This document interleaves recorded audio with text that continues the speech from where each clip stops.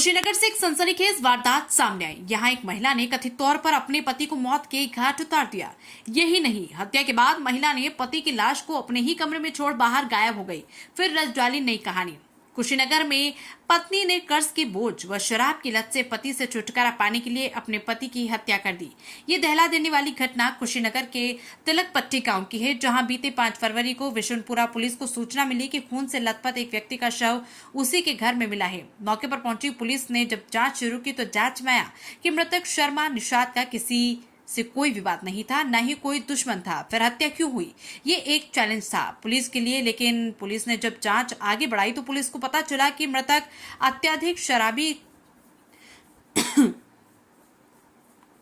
Fumble लेकिन police ने जब जांच आगे बढ़ाई तो पुलिस को पता चला कि मृतक अत्यधिक शराबी था।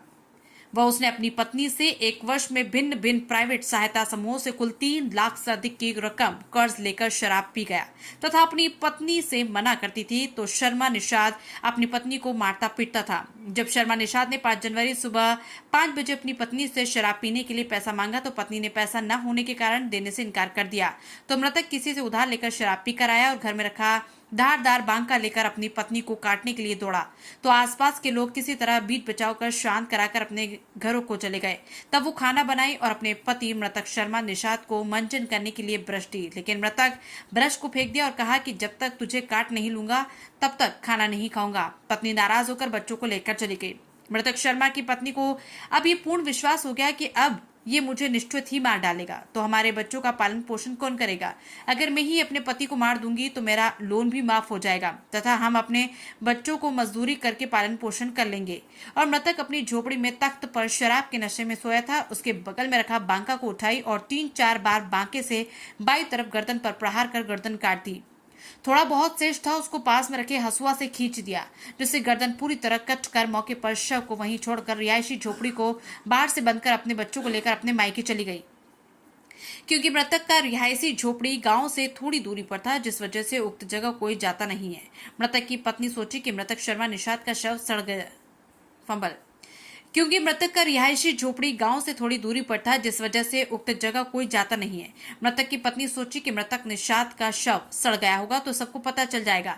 ऐसे में उसने फोन कर अपनी देवरानी को बताया कि मेरे घर जाकर मेरी बकरी को घर से बाहर निकाल दो। ये बात इसलिए बताई कि बकरी निकालने जाएगी तो हमारे पति शर्मा निषाद के शव को देख लेगी और शोर कर देगी, तो गाँव वाले इकट्ठा हो जाएंगे, जो करना होगा करेंगे। इस योजना के तहत आरोपी पत्नी ने अपने पति की हत्या इतनी खौफनाक साजिश रची और बाद में दरवाजे पर दहाड़ मार मार कर रोने लगी।